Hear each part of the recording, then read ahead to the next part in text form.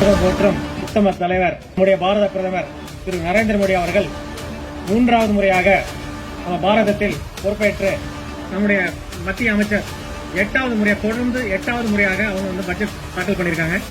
நாமக்கல் கிழக்கு மாவட்டத்தின் சார்பாக நடைபெற்றுக் கொண்டிருக்கும் இந்த பொதுக்கூட்டத்திற்கு முன்னாள் துணை சபாநாயகர், முன்னாள் நாடாளுமன்ற உறுப்பினர், அண்ணன் வழக்கறிஞர் VP துரைசாமி அண்ணன் அவர்கள் இங்கே வந்திருக்காங்க.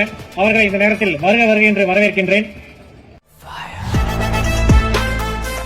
மற்றும் ஒரு சிறப்பு விருந்தினர் சென்னையிலிருந்து நமது மாநில பாரதிய ஜனதா கட்சி மாநில பிரச்சார அணியினுடைய தலைவர் அண்ணன் குமரி கிருஷ்ணன் அவர்கள் வந்திருக்காங்க.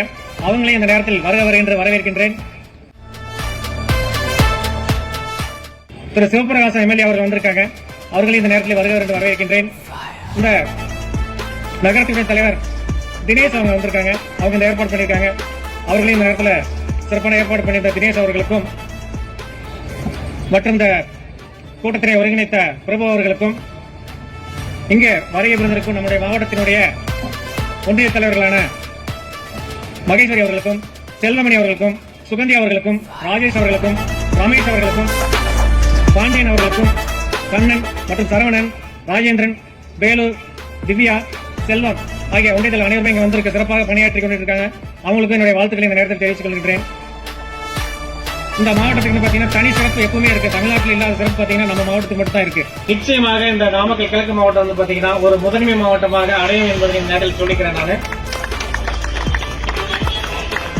டெல்லி தேர்தலுடைய கதாநாயகனே பாத்தீங்கன்னா நம்முடைய மத்திய அமைச்சர் தாக்கல் செய்த பட்ஜெட் தான்.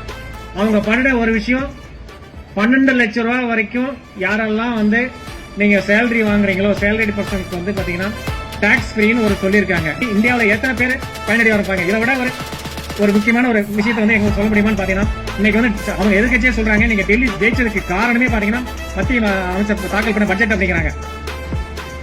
DMK பாத்தீங்கன்னா திமுக பாத்தீங்கன்னா ஒவ்வொரு இடத்துலயும் பாத்தீங்கன்னா எங்களுக்கு ஒன்னும் கிடைக்கல அப்படின்னு சொல்லி கண்டனம் கூட்டம் போட்டுட்டு இருக்காங்க. சோ அவங்களுக்கு காதல புரியுற மாதிரியும் மக்களுக்கு எடுத்து சொல்ற விதமாகவும் இந்த வந்து நம்முடைய பட்ஜெட் விளக்கு கூட்டமானது பாத்தீங்கன்னா ஒவ்வொரு மாவட்டத்திலையும் நடக்குது. இன்றைக்கு நாமக்கல் நகரில் நடக்குது.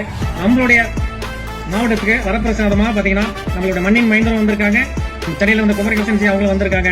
அவங்க இந்த பட்ஜெட் பத்தி மிக சிறப்பாக எடுத்துரைக்கிருக்காங்க. அவர்களுக்கு என்னுடைய நன்றியை தெரிவிச்சுக்கிறேன். நன்றி, வணக்கம்.